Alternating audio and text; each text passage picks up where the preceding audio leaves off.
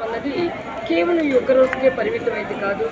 ఆయన అశేష తెలుగు ప్రజలందరి మనసుల్లో చెరిగిపోని ముద్ర ఒక సినిమా హీరోనే కాకుండా ఒక గొప్ప రాజకీయ నాయకుడిగా ఈరోజు సంక్షేమం అనే పేరుతో అన్ని పార్టీల వాళ్ళు ఆ కార్యక్రమాలు చేపడుతూ ప్రతి వ్యక్తి కూడా ఎన్టీఆర్ గారిని ఈరోజు గుర్తు చేసుకుంటున్నారు.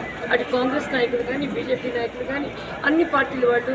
ఎందుకంటే సంక్షేమం అనే దానికి ప్రజాసేవ కోసం సమాజమే దేవాలయం అనుకొని ప్రజలని దేవుళ్ళుగా పోల్చిన మహోన్నతమైనటువంటి వ్యక్తి ఎన్టీఆర్ గారు. ఈరోజు అయోధ్యలో రామ మందిర నిర్మాణం జరుగుతుంది.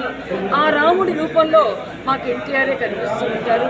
ఎన్టీఆర్ గారు చెరిగిపోయినటువంటి వారసత్వాన్ని, సంస్కృతిని, ఒక మహోన్నతమైనటువంటి రాజకీయ విలువలని ఈ రాష్ట్రానికి, ఈ దేశానికి పరిచయం చేసినటువంటి వ్యక్తి.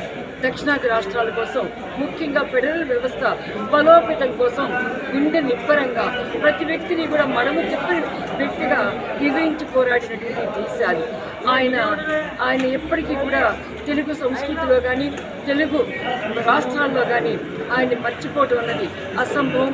ఎప్పటికప్పుడు నూతనత్వంతో ఆయన సిద్ధాంతాలు బయటకు వస్తూనే ఉన్నాయి. అటు కేసీఆర్ గారు కానీ, అటు రేవంత్ రెడ్డి గారు కానీ, ఇంకా ఎవరైనా కానీ ఈరోజు వారంతా కూడా ఎన్టీఆర్ సిద్ధాంతాలతో పైకొచ్చి ఎన్టీఆర్ రాజకీయ పాఠశాలలో మౌనమాలు దిద్దుకొని వచ్చేటువంటి వ్యక్తులు కనుక మాకు గర్వంగా కూడా అనిపిస్తుంది. భారతదేశానికి, ముఖ్యంగా 2 తెలుగు రాష్ట్రాలకి మహోన్నతమైనటువంటి నాయకులని ఇచ్చినటువంటి ఘనత మా ఎన్టీఆర్ గారిది. మా చంద్రబాబు గారు ఆ వారసత్వాన్ని కొనసాగిస్తున్నారు.